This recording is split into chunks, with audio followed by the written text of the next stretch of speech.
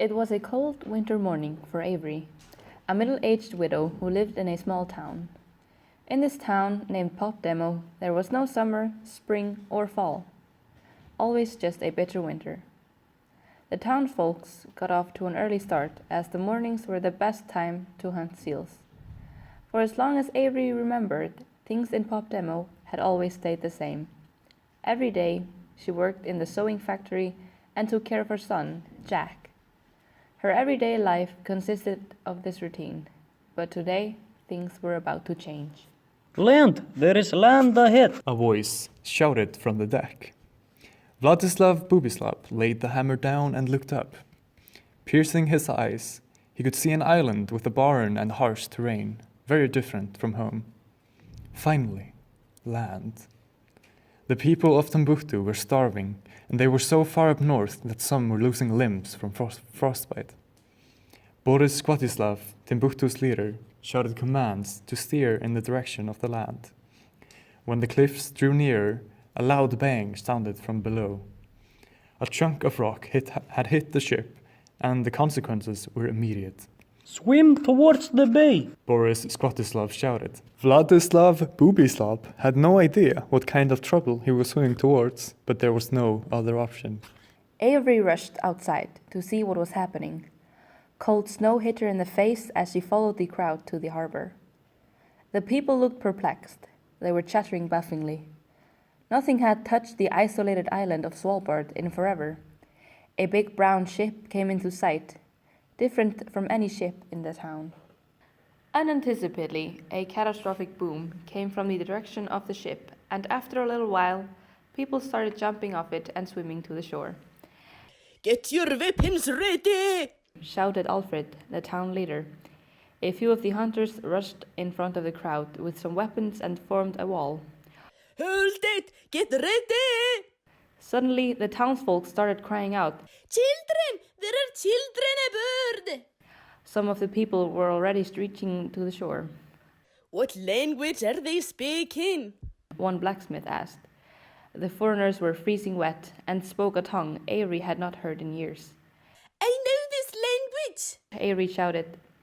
"We have to help them! We are near death and life!" Alfred did not look pleased, having to waste resources on charity, as he liked to call unwanted cases, was his worst nightmare. However, the locals looked pleadingly towards Alfred until he complied. "All right, gather the wounded to the hospital and..." Meeble de Kukni! A tall, fearless man walked out of the sea. He was clearly the foreigners' leader and was headed for Alfred. Avery stepped in and translated their conversation. The strange foreign leader announced their desperate plea for safety as their ship had broken. Alfred told everyone to get the wounded to a hospital, but the rest to the town hall, where they could properly discuss matters. They were walking on a sort of main street. The sound of Vladimir Bubislav's teeth chattering almost overwhelmed Boris's voice as he spoke to him. The people of Timbuktu walked wobbly to the town hall, crippled from cold and fear. So I know things are bad, my friend, but I will need you to stay strong. In the town hall, at a large round table, Alfred approached Avery. She had never liked the mayor of the town for all his betraying, swindling, and trickery. "Care to tell me why you know the strange people's language?" He asked in a disgusted tone. "My husband, he spoke their tongue before he died." She stuttered. "Well, make yourself useful and translate for me." The foreigners had sat down in one side of the hall, and curious bypassers filled the other half. The leader of the foreigners introduced himself as Boris Skvatislav, as Avery translated. "We come in peace. Our ship has crashed and we must get shelter. Our people are freezing and we need food, and those are awfully many requests, sir. What makes you think we have the resources available for this?" A furious hunter shouted, but Alfred cut him off. "We need to feed our children first." A woman shouted. "Yes!" The crowd shouted. Avery translated and explained the situation to the foreigners. "But what about food? We barely have enough for us." Someone called out. "I know," Alfred said. We feed them the sealskin we usually throw away. It's still eatable, right? Avery translated, and the Timbuktu people looked confused. We don't know what sealskin is, but thank you, kind people. Vladislav walked among his people down to a stable where Alfred had permitted them to stay until a better solution was found. Even though the Pop Demo crowd had been fairly nice to them at the town hall, they were all frightened for their lives and future. Avery knew that, so she decided to stay with them at the stable. She and Vladislav formed a great bond the first night, and it kept growing throughout the week as the Timbuktu tribe stayed there. Vladislav was quite happy as he got to spend time with Avery while staying at the stable, but the rest of the crowd was worried. I don't think we will survive much longer in these conditions that we are forced to live in. Someone said with a hopeless tone in their voice. It will all be fine. Vladislav answered. Tomorrow we will have our annual feast where we will pray to a Timbuktu god, and from that evening I will guarantee you a better life. But for now on, let's get some sleep. Alfred stormed to the stable early in the morning and shouted at everyone that they should get to work. You don't just get to stay here and do nothing, He said. The Timbuktu tribe gathered their tools and headed out to flay the seals that had been hunted. After a couple days' worth of work, Vladislav asked the sheriff, Can we have our divine feast now to honor the god, as we have worked a ton and gotten no time to eat nor drink? The sheriff answered, You are now living in our land. None of your cultural traditions will be permitted, as you will now become a part of our nation. You shall hand me all your shrines, and you will not be practicing your religion anymore. But we have honored the Timbuktu god for centuries. They will be furious if we don't honor them. Boris Skwatislav shouted with anger in his voice. The Timbuktu people felt oppressed. It is not me who this concerns. Now stop whining and go to bed. There is plenty of work to do tomorrow. Alfred replied and walked away. Avery had watched perplexed as Alfred had treated them in such manner. She walked around until she found him. I wouldn't do this if I were Alfred. I actually really like your people. Avery blushed, and Vladislav swept Avery's hair behind her ear. Your eyes, they remind me of the stars from my homeland.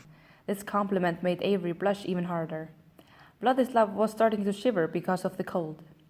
Avery took Vladislav's hand that were freezing cold. Your hands are freezing. Don't you want to come inside for a moment? Vladislav nodded his head a little.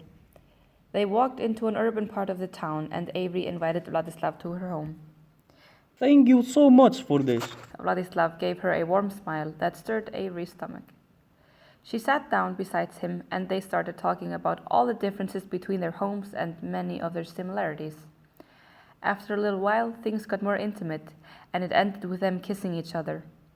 Then Vladislav realized he should check on his people, and he headed for the stable. Vladislav still had butterflies in his stomach as he walked to the stable. But when he entered, he found himself surprised that the Timbuktu people were in a dreadful mood. We want our feast. We want our feast. The people chanted. We need to honor our god. Boris Skwatislav demanded. Hold it. Vladislav shouted. We can solve this and have peace. The people ignored them and started marching towards the town center. We want our statues back. Vladislav sprinted to the town, desperate to find Avery. Avery was putting her son to sleep as the door flew open. Vladislav busted in, screaming, Avery, my people have gone mad. They want their statues back and we have to do something. Jack, do not leave this bedroom. I'll be back soon, she said, as Jack looked petrified. Vladislav took her hand, and they ran to the town square. Hunters were already getting weapons ready, under Alfred's orders. Stop it! Avery shouted. She had never felt so scared. Every eye was on her. We don't have to do this. We can live in peace. She mustered her courage, and she took Vladislav's hand. We are in love, and if my mother has taught me anything, it is that love will always win. The locals and the Timbuktu people all looked shocked, but slowly and surely smiles appeared on faces. They started clapping, and Avery looked into Vladislav's eyes and kissed him. The day after, the two got married, and every single member of the Timbuktu tribe got to honor their gods as they had wished to. Alfred saw that maybe this wasn't so bad after all.